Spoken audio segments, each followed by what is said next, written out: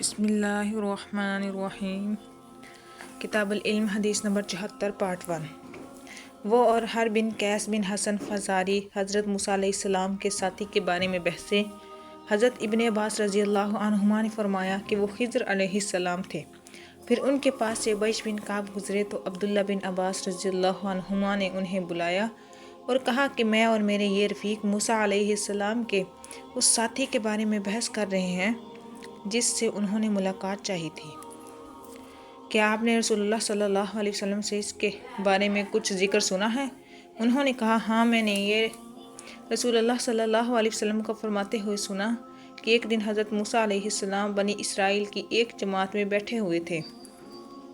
کتنے میں ایک شخص آیا اور اس نے آپ سے پوچھا کہ کیا آپ جانتے ہیں کہ دنیا میں آپ سے بڑھ کر بھی کوئی عالم موجود ہے؟ حضرت موسیٰ علیہ السلام نے فرمایا نہیں،